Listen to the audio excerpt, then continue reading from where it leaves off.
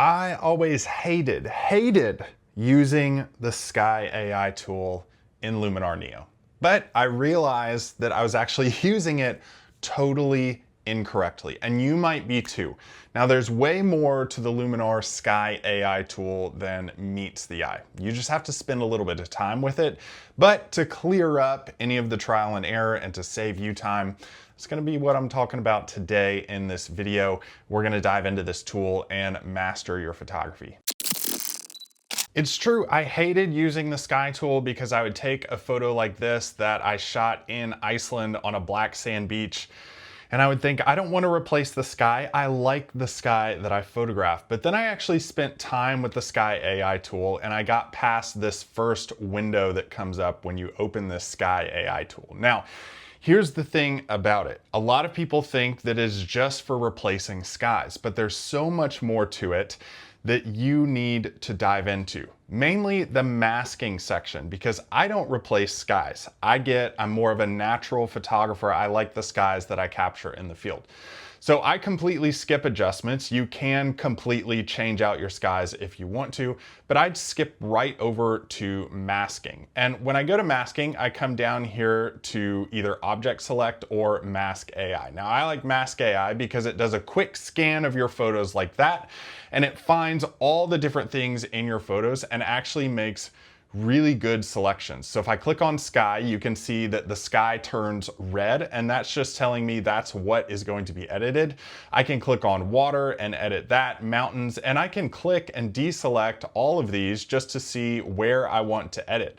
Man-made ground, natural ground, it does a great job of using AI to find the specific things in the photo that actually allow me to adjust this based on what I'm seeing. Now, instead of spending too much time with the Sky AI, I actually completely bypass this. You can go to masking and select out like an AI mask of the sky or whatever, but you can actually do that with anything in Luminar, which I find to be really, really effective. Now with this, I have a really bright sky in the image in this photo, and I overexposed this on purpose. This is a 50-second exposure. I overexposed it on purpose. So for the highlights, what I want to do is drop the highlights as much as possible. And I'm also going to come down to blacks and whites, and I'm going to drop the whites as much as possible as well. I can also decrease the exposure just a little bit and increase some of that smart contrast to make that sky pop just a little bit more.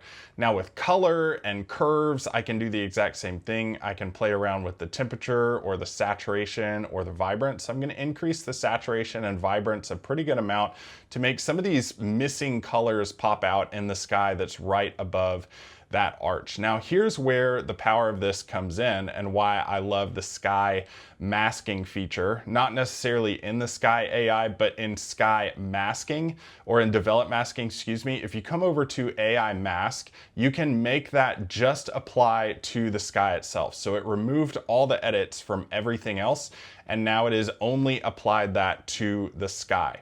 So I can play around with that as much as possible, and when I decrease the develop tab, it resets everything because that only has edited the sky itself. So what I'm going to do here is show you how you can kind of improve this even more.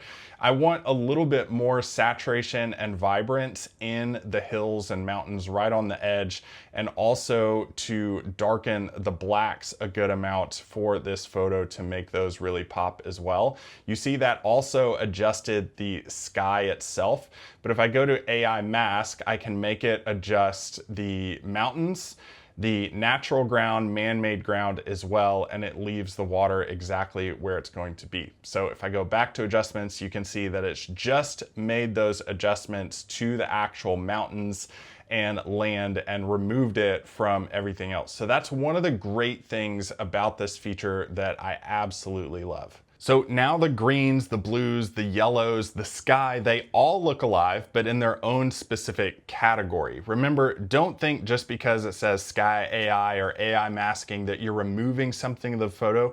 You can use this tool to adjust specific parts of the photo using the AI features in Luminar. If you don't have it yet, it's linked below in the video description for you to check out.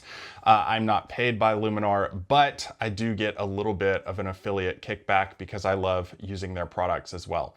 Also, I do a lot of live photo editing every single Friday at 2:15 p.m. Central Time. So if you want more of this content, stick around because you're in the right place on this channel.